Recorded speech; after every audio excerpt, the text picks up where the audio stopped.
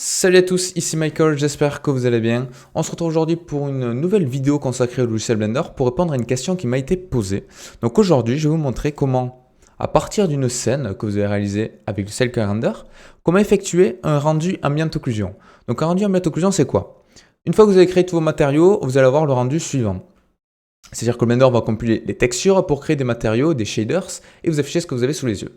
Mais des fois, il est bien, pour mettre en avant vos travaux, d'afficher les étapes. Donc la première étape, ça pourrait être l'étape modélisation, qui ressemblerait donc à ceci, et ensuite l'étape des matériaux. Donc ceci, c'est ce qu'on appelle un rendu ambient occlusion. Donc souvent sur internet, sur des forums ou autres Blender, vous allez avoir la réponse suivante, il vous faut utiliser un plugin pour obtenir le rendu suivant. C'est totalement faux, vous pouvez le faire avec la version Vanilla de Blender sans plugin, sans rien du tout, parce qu'en plus ces plugins sont la plupart du temps payants. Le seul inconvénient, c'est que ça fonctionne uniquement sous le Cycle Render. Donc si vous travaillez sous Eevee, il n'y a pas de problème, vous switchez sous le Cycle, vous faites votre rendu en ambient occlusion et vous pouvez rebasculer sous le Eevee.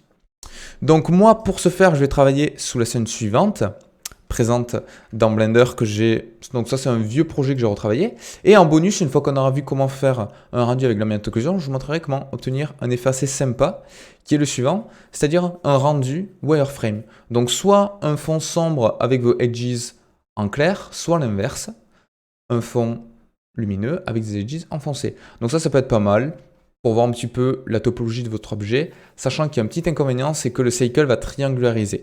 Donc ça, je reviendrai par la suite sur les différentes manières d'obtenir un rendu en wireframe. Donc je vais aller dans une nouvelle fenêtre Blender. Et là, si je me mets en mode rendu, on voit que j'ai tous les matériaux qui sont compilés par le Cycle Render. Donc ça, c'est pas ce que je veux. Je vais d'abord en haut à droite ouvrir un Shaders Editor. C'est ici que je vais faire mon matériau d'ambient occlusion. Et en fait, comment on va procéder et comment fonctionnent la plupart des plugins qui vous proposent de faire des rendus d'ambient occlusion. Nous, ce qu'on aimerait, c'est que Blender passe outre le fait des matériaux et vienne les écraser avec un matériau simple. Parce que là, on voit que ce matériau-là, c'est du blanc uni ou du blanc cassé. Vous pouvez le faire de la couleur que vous voulez, mais voilà, il n'y a pas de texture dessus. Donc pour ce faire, on a la possibilité d'écraser les matériaux. D'abord, je dois créer ce matériau qui va venir écraser les anciens. Donc je vais aller ici, je vais sélectionner par exemple mon sol, bon peu importe. Je vais aller dans le Material Properties et je vais créer un nouveau matériau. Et j'appuie sur New. Et je vais l'appeler AO, comme Ambient Occlusion, Tuto. Voilà. Donc dans le Shaders Editor, je vois que c'est du blanc. Voilà. Il n'y a rien d'autre, je touche à rien. Même si je pourrais toucher à ce matériau par la suite, mais pour le moment, je ne vais pas y toucher. Donc ensuite, je vais aller ici, dans... alors je ne sais jamais le nom de ce petit icône, dans le View Layer Properties, pardon. Dans le View Layer Properties, et je vais descendre tout en bas, et on a quelque chose qui s'appelle Override. Donc l'Override va permettre d'écraser les anciens matériaux. Par défaut, le Material Override, il est à vide. C'est-à-dire que Blender va vous projeter les matériaux que vous avez créés. Mais si je clique dessus, et que je sélectionne AO Tuto, on va voir que de suite, on a le matériau que j'ai créé ici, qui va remplacer l'intégralité des objets dans ma scène. Donc il ne va pas chercher à comprendre, ici je mets tel matériau, ici je mets celui-là.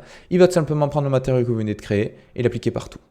Donc par défaut, c'est un petit peu trop lumineux. Donc ça, vous pouvez soit ici baisser l'ambient occlusion, que je vous conseille d'activer pour avoir un rendu en ambient occlusion, c'est un petit peu mieux. Ça va faire ressortir vraiment les edges avec des petits recoins en rajoutant des ombres portées sur des topologies en fonction de différents paramétrages. Donc vous pouvez baisser soit ceci, soit l'intensité de votre image HDRI si vous en avez une pour éclairer votre scène, soit tout simplement dans la base color, tirer un petit peu vers une couleur plus foncée. Voilà, donc vers du grisâtre et ça permet d'obtenir un rendu tout à fait correct. Donc vous n'êtes pas obligé de rester sur du blanc, vous pouvez tendre vers du bleuté, vers du jaune, ce que vous voulez. Vous pouvez même, si vous voulez vous amuser, mettre du métallique. Voilà, ça va permettre de faire ressortir un petit peu des reflets, une roughness à 0 si vous le souhaitez. Bon, vous faites vraiment ce que vous voulez. Vous êtes libre. Vous pouvez créer, en fait, ça réagit comme un matériau classique, en fait, sauf qu'il va l'appliquer partout. Donc c'est extrêmement rapide, extrêmement simple. Et maintenant, je vais vous montrer comment effectuer le rendu en vue fil de fer, wireframe, qui peut être pas mal pour mettre en avant vos rendus. Donc je vais faire Shift A dans le Shaders Editor, je vais cliquer sur Search et je vais taper wireframe. Et je peux cliquer. Donc là, le wireframe, c'est un nœud composé d'une entrée et d'une sortie. L'entrée c'est la size, la sortie c'est un factor. Donc les deux sont des valeurs numériques vu que les poignées sont grisées. Si je relie le facteur à la base color, qu'est-ce qui se passe? On s'aperçoit qu'on avait une valeur de 0 à 1 qui va être projetée directement sur mon maillage et qui va faire ressortir les edges. Donc le Cycle Render, sachez que lorsque lui il fait des calculs de lumière, d'ombre, etc., il va triangulariser votre maillage. Donc là, si je passe en mode édition, par exemple, sur ce tambour-là, j'ai pas normalement, je vais passer ici, j'ai pas de diagonale ici. Alors pourquoi là, il me rajoute? Parce que Cycle va être obligé de triangulariser pour calculer les ombres. Donc c'est un inconvénient parce que du coup, ça ne représente pas vraiment la topologie de mon objet. Alors pour vraiment avoir la topologie à 100% sur mon maillage, il faudrait que je passe par un modifieur qui s'appelle Wireframe ici et qui va vraiment simuler un fil de fer physique par-dessus un maillage. Mais là, je vous montre la version rapide pour obtenir un rendu assez sympa. Donc moi, je ne veux pas relier le facteur à la base color, c'est pas correct parce qu'on essaie de convertir une valeur numérique en RGB. Donc je vais faire Shift A et je vais mettre du Mix RGB. Maintenant, je peux mettre la color à la base color et le factor au factor. Là, pour le moment, rien ne se passe. Pourquoi? Parce que j'ai les mêmes valeurs sur color 1 et color 2. Si je prends la color 2 et que je mets quelque chose de foncé, on voit que ça me fait ressortir mes edges. Donc après, c'est comme vous le souhaitez. Vous pouvez même rajouter un nœud de type invert qui va permettre d'inverser les valeurs et de faire ressortir plus ou moins les edges, soit en une valeur claire, soit en une valeur foncée. Quelque chose qui peut être aussi intéressant quand vous effectuez vos rendus, vous pouvez supprimer tout ça, je vais vous montrer. Donc ça, c'est des petites astuces qui vont permettre de sublimer vos rendus si vous voulez faire des trucs un petit peu sympas. Je peux faire, cette fois-ci, non pas un mix RGB, mais un mix shader, que je vais mettre ici. Le factor au factor, bien évidemment. Et maintenant, donc le shader là, pourquoi ça me fait du noir à 100%? Parce que là, le shader est à 0. Donc j'ai de l'absorption en fait, j'ai rien qui se passe, j'ai rien qui est projeté à cet endroit-là. Si je mets quelque chose de type émission, je peux relier ici mon emission au shader 2.